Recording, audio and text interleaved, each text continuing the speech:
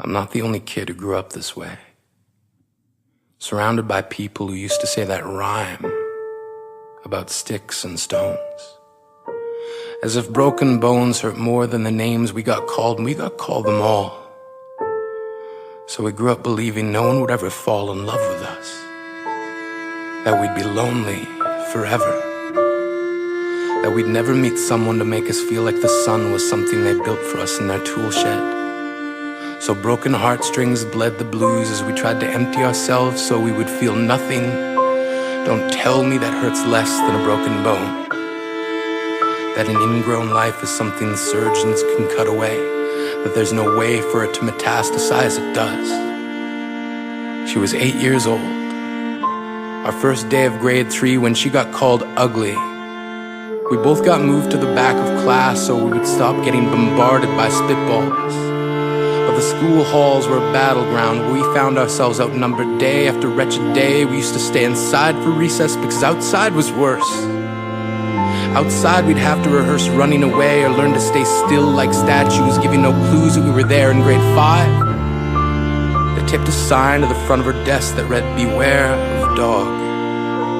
To this day, despite a loving husband, she doesn't think she's beautiful because of a birthmark that takes up a little less than half her face. Kids used to say she looks like a wrong answer that someone tried to erase but couldn't quite get the job done.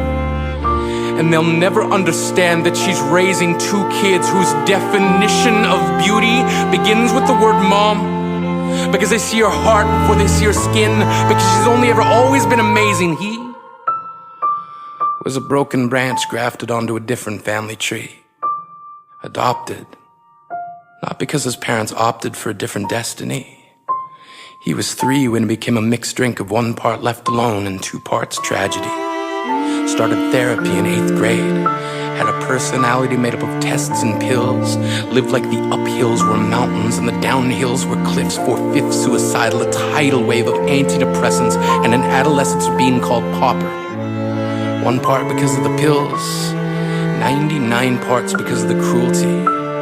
He tried to kill himself in grade 10 when a kid who could still go home to mom and dad had the audacity to tell him, "Get over it."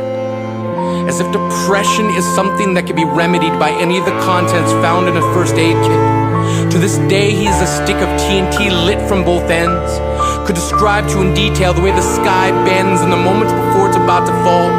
And despite an army of friends who all call him an inspiration, he remains a conversation piece between people who can't understand. Sometimes being drug-free has less to do with addiction and more to do with sanity.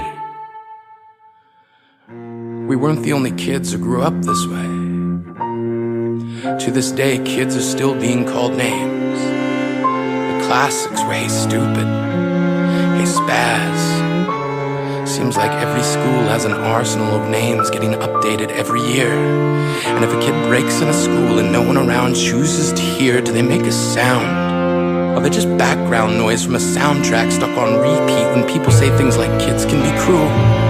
Every school was a big top circus tent, and the pecking order went from acrobats to lion tamers, from clowns to carnies. All of these miles ahead of who we were freaks. Lobster claw boys and bearded ladies. Oddities juggling depression and loneliness, playing solitaire, spitting the bottle, trying to kiss the wounded parts of ourselves and heal.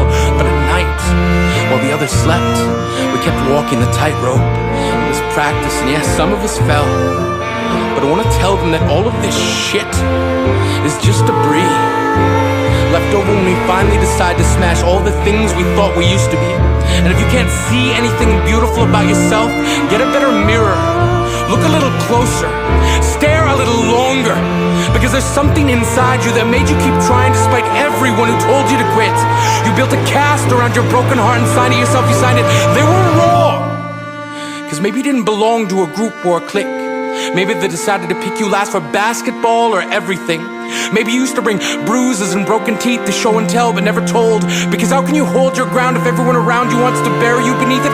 You have to believe that they were wrong. They have to be wrong. Why else would we still be here? We grew up learning to cheer on the underdog because we see ourselves in them. We We stem from a root planted in the belief that we are not what we were called. We are not abandoned cars stalled out and sitting empty on some highway. And if in some way we are, don't worry. We only got out to walk and get gas. We are graduating members from the class of fuck off. We made it. Not the faded echoes of voices crying out names will never hurt me. Of course, they did. But our lives will only ever always continue to be a balancing act that has less to do with pain and more to do with beauty.